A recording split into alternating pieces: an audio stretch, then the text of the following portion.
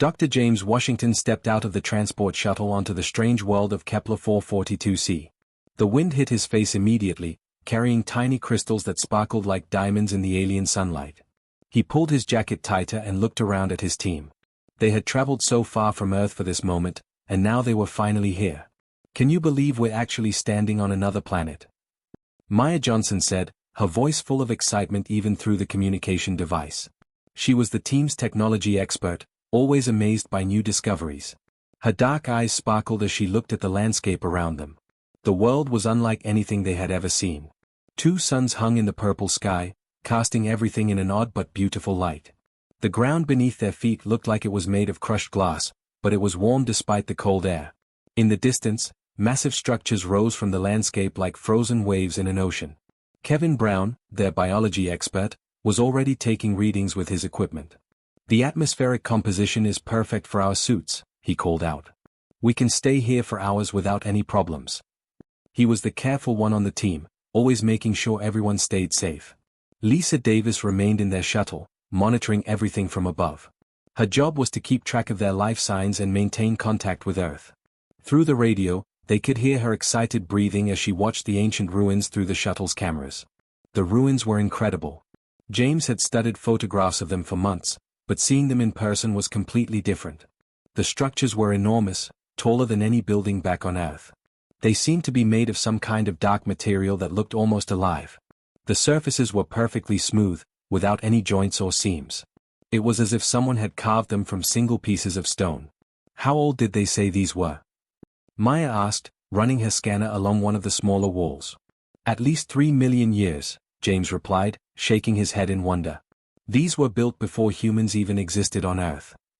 The team spread out to explore different areas. James found himself drawn to what looked like the main building. It was shaped like a pyramid, but with curved sides that seemed to flow like water. There was an opening at the base, just big enough for a person to walk through. Inside, the building was even stranger than the outside. The walls glowed with a soft light that seemed to come from within the material itself. The air was warmer here, and James could swear he heard a faint humming sound, almost like music. "Guys, you have to see this," Kevin's voice crackled over the radio. "I'm finding traces of some kind of energy field around these structures. It's not like anything in our textbooks."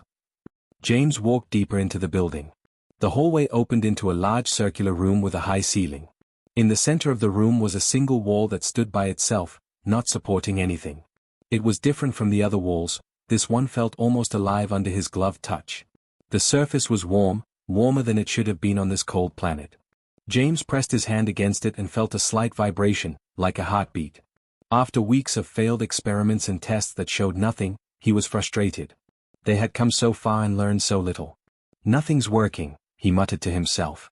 "All our equipment, all our training, and we still can't figure out what these things are."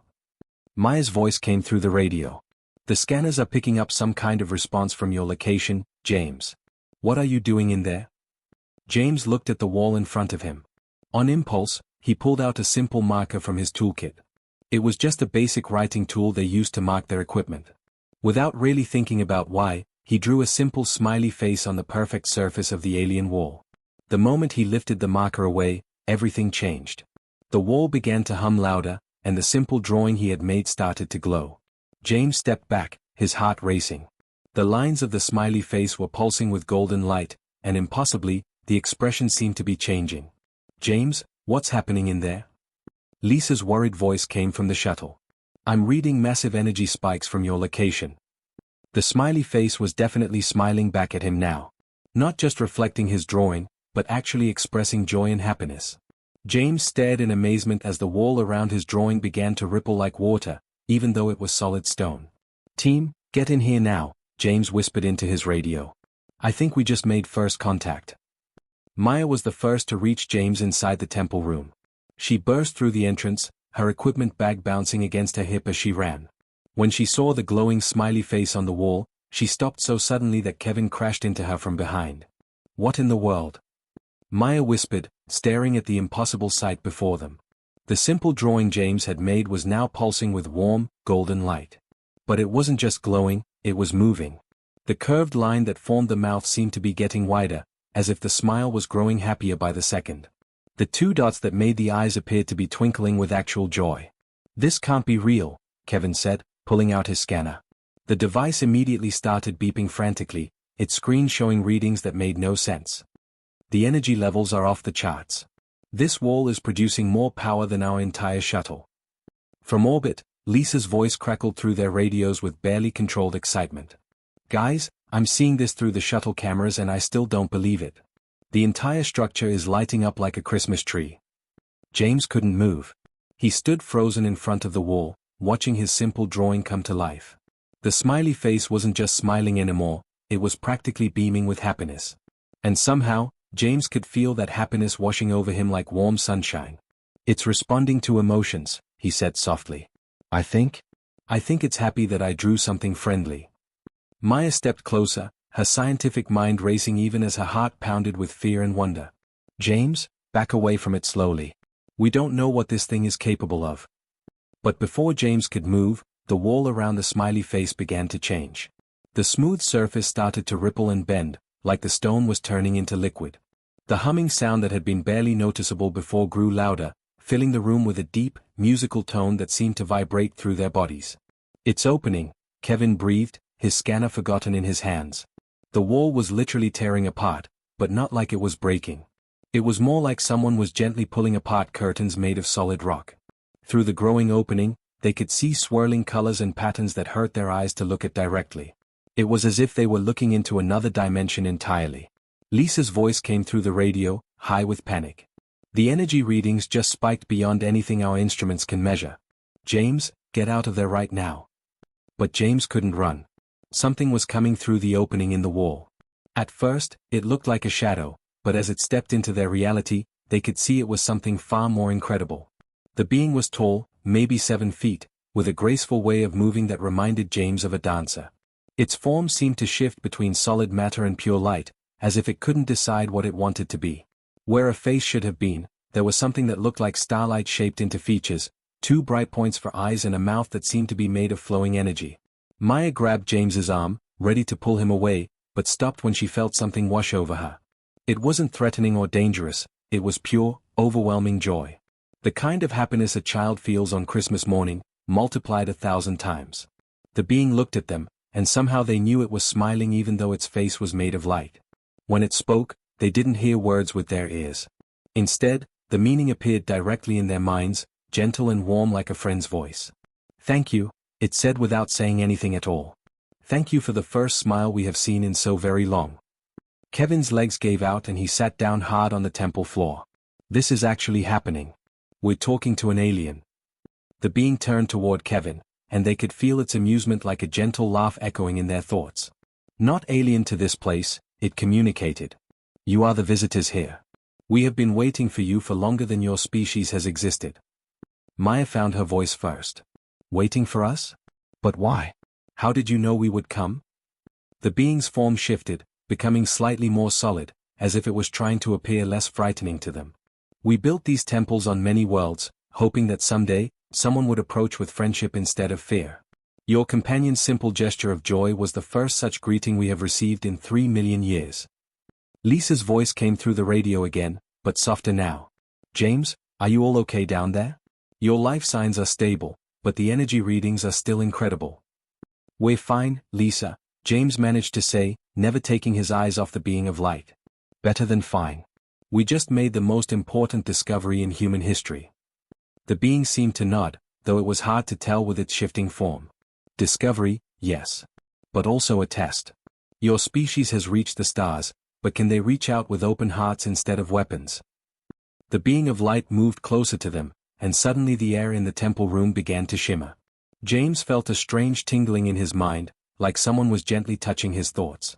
Then, without warning, images began flooding into his consciousness.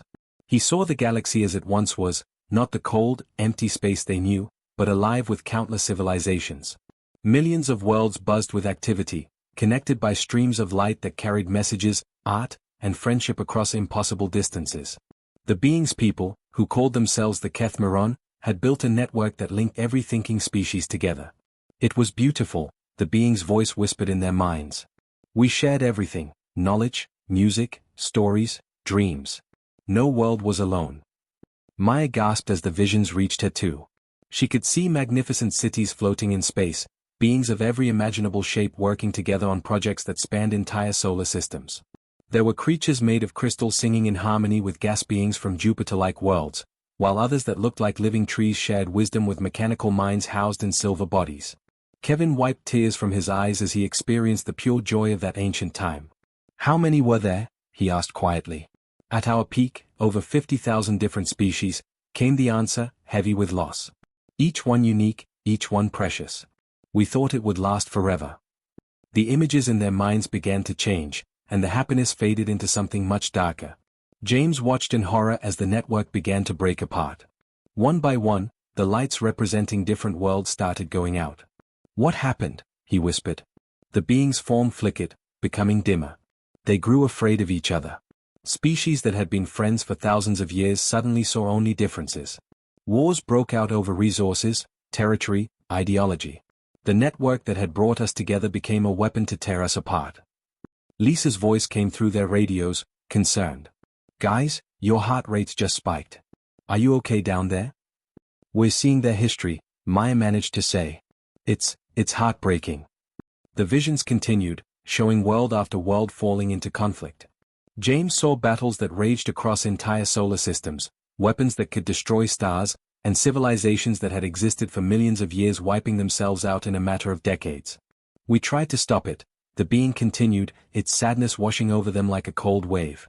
We sent ambassadors, offered our worlds as neutral meeting places, shared our technology freely hoping it would bring peace. But fear had taken root too deeply. Kevin watched in the vision as the Kethmeron themselves began to change. As their physical bodies grew old and died, they learned to transfer their consciousness into pure energy, becoming beings of thought and memory rather than flesh and bone. We had to survive somehow, the being explained. We were the keepers of the network, the guardians of all that knowledge and culture. If we died with our bodies, everything our galaxy had accomplished would be lost forever. The images shifted again, showing the Kethmeron as they were now, beings of light and energy, maintaining hidden temples on worlds throughout the galaxy. They watched as new species evolved, hoping each time that these newcomers might be different from those who had come before. We built these temples as tests, the being said. Simple tests, really. We wanted to see if a species could approach the unknown with curiosity and friendship instead of suspicion and greed. Maya felt a chill run down her spine. How many species found your temples? The answer came not in words but in a flood of images. Hundreds of different alien races discovering temples just like this one. But instead of drawing smiley faces or offering greetings, James watched as they brought armies, weapons, mining equipment. He saw scientists dissecting the temple walls, military leaders trying to turn the ancient technology into weapons, politicians arguing over who would control the alien artifacts. Every single one? Kevin asked, his voice barely a whisper. Every one, the being confirmed. Some lasted longer than others. A few species made it all the way to our doorstep before their fear overcame their wonder. But in the end, they all chose conquest over connection. The visions showed the aftermath. Civilizations that had found the temples inevitably destroyed themselves within a few generations, either through the wars that followed their discoveries or through the careless use of technology they didn't understand. We began to lose hope, the being admitted. 3 million years passed. Entire galaxies rose and fell while we waited.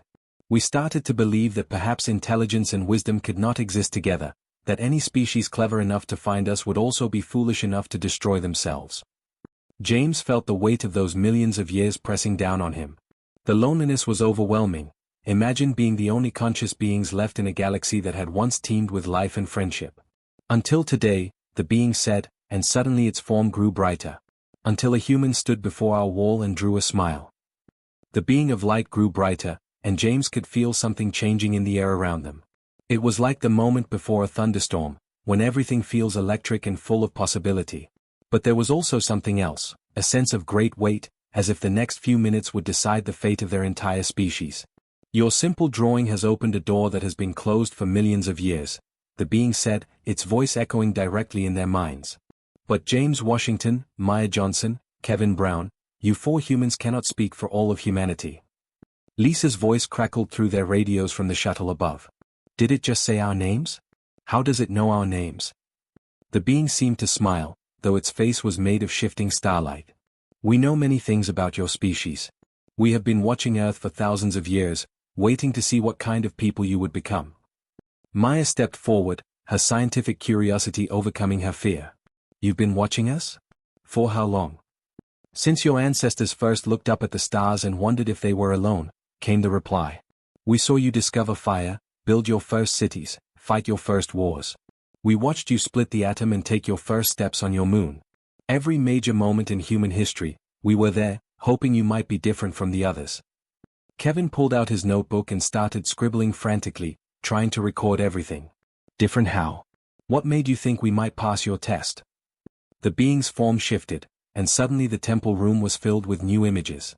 But these weren't ancient memories, these were scenes from Earth. James watched in amazement as he saw humans throughout history reaching out to help strangers, sharing food with enemies, risking their lives to save people they had never met. Other species, when they reached the stars, brought only their fears and their weapons, the being explained. But humans brought their music. Your first message to the cosmos was not a threat or a demand, it was a golden record filled with the sounds of your children laughing, your musicians playing, your leaders speaking of peace. The images showed the Voyager spacecraft carrying its golden record into deep space, a message of friendship to anyone who might find it. James remembered learning about this in school, but seeing it through the being's perspective made it feel like the most important thing humans had ever done. However, the being continued, and its tone grew more serious. We have also seen your wars, your hatred, your willingness to destroy your own planet for short-term gain. Like every species before you, humans are capable of both great kindness and terrible cruelty. Lisa's worried voice came through their radios again. Guys, I'm picking up massive energy signatures all around the planet. Whatever this conversation is triggering, it's big. The being nodded, acknowledging Lisa's observation. The temple network is awakening. Across your galaxy, other Kethmeron are watching this moment, waiting to see what humanity will choose. Maya felt her heart racing. Choose? Choose what? Whether to join the network, the being replied simply. We can offer your species knowledge beyond your wildest dreams. Technologies that could solve every problem on Earth, unlimited clean energy, cures for every disease, the ability to travel between stars as easily as you now travel between cities. We can teach you to extend your lives indefinitely, to reshape matter with thought alone, to communicate across any distance instantly. Kevin's pen stopped moving. The offer was everything humanity had ever dreamed of, everything scientists had worked toward for centuries. What's the catch? He asked quietly. Wisdom, the being answered. The same gifts we offered to other species became weapons in their hands. Unlimited energy became planet-destroying bombs. Instant communication became tools for spreading hatred across the galaxy. Life extension technology became a way for the powerful to enslave the weak forever. The temple room fell silent except for the gentle humming that seemed to come from the walls themselves. James understood now why they were the first species in 3 million years to get this far. It wasn't just about drawing a smiley face, it was about what came next. You're asking us to prove that we're ready, he said slowly. But how can we prove something like that? The being's form grew more solid, more human-like, as if it was trying to make this moment feel more personal. The same way you proved it to us today. Not with grand gestures or impressive technology, but with simple human kindness. The question is not whether humans can handle great power, the question is whether they will remember to use it with great compassion. Maya looked at her teammates, seeing the weight of the decision in their eyes. They weren't just representing themselves anymore, they were representing every human who had ever lived, and every human yet to be born. What if we're not ready? She asked. What if we fail like the others? The being was quiet for a long moment, and they could feel its ancient sadness returning. Then we wait another 3 million years, hoping the next species will be different. But James Washington, Maya Johnson, Kevin Brown, Lisa Davis, I do not think humans will fail. You have already passed the first test simply by being here, simply by caring about our loneliness instead of our technology. James looked at his teammates, then back at the being of light. The weight of the decision pressed down on all of them, but something inside him felt calm and certain. He thought about what had brought them to this moment, not advanced technology or military might, but a simple drawing made in a moment of loneliness and homesickness. We can't speak for all of humanity, he said quietly.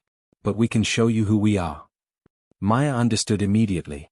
She pulled out her own marker and approached the wall next to James's still glowing smiley face. Without hesitation, she drew a heart, simple, childlike, but filled with all the love she felt for her family back on Earth, for her teammates, and even for this ancient being who had waited so long for friendship. The moment she finished drawing, her heart began to pulse with the same golden light as James's smile. The being grew brighter, and they could all feel its joy washing over them like warm sunlight. "Maya, what are you doing?" Lisa's concerned voice crackled through the radio from the shuttle. "Something right," Maya replied, watching in wonder as her drawing came alive on the alien wall. Kevin stepped forward next. As their team scientist, he had always believed that the universe was fundamentally mysterious and beautiful. He drew a simple question mark next to Maya's heart, not because he doubted what was happening, but because he knew the best part of being human was never losing the curiosity to ask what comes next. His question mark blazed to life, joining the growing constellation of human symbols on the temple wall. The being's form was now so bright it was almost difficult to look at directly, but somehow it didn't hurt their eyes. It was like staring at happiness itself. From the shuttle above, Lisa watched through the cameras as energy readings spiked across the entire planet. She could see other temples in the distance beginning to glow, responding to what was happening in the main structure. Making a decision that felt completely natural, she activated the shuttle's communication array and transmitted a simple radio wave pattern: 3 short pulses, 3 long, 3 short. The universal SOS signal, but not calling for help. Instead, it was humanity's way of saying we're here, and we want to be friends. The temple shuddered as Lisa's signal reached it.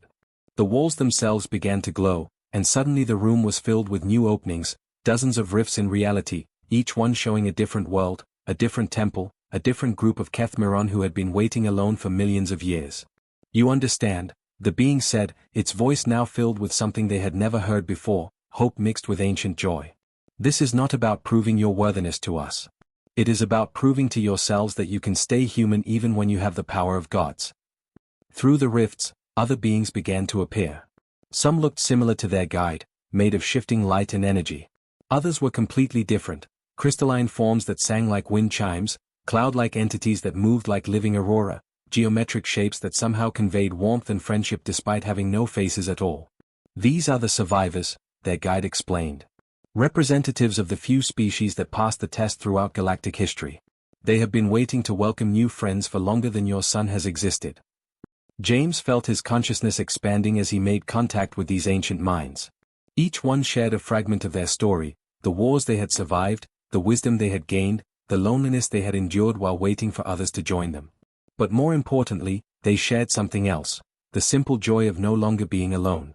Maya gasped as she experienced memories from a crystal being whose species had learned to sing their thoughts into reality. Kevin laughed with pure delight as a cloud entity showed him mathematical concepts that made quantum physics look like basic arithmetic. Even Lisa, still in the shuttle, felt her mind touched by something vast and kind that taught her new ways to navigate between the stars. "The network is not about losing your humanity," the guide explained as James felt his awareness stretch across light years. "It is about sharing it. Every species that joins brings something unique. The crystal singers bring harmony, the cloud dancers bring creativity, the geometric minds bring logic. But humans bring hope." James understood now why his simple smiley face had been so important. In a galaxy full of ancient, powerful beings who had lived for millions of years, humans were still young enough to believe that tomorrow could be better than today. They were still naive enough to draw hearts and smiley faces on alien walls, still curious enough to ask questions, still brave enough to reach out to the unknown with friendship instead of fear. "So what happens now?" Kevin asked, though he was already beginning to understand the answer as knowledge flowed into his mind from 1,000 different worlds. "Now," the being said, its form beginning to shift and change, becoming something that looked almost human while still made of starlight, "you go home and teach your species the most important lesson in the galaxy, that the universe is not a place to be conquered, but a friend waiting to be met." As the 4 humans prepared to return to Earth, they carried with them not just advanced technology or cosmic wisdom, but something far more precious: the knowledge that in a vast and sometimes frightening universe, kindness was the most powerful force of all.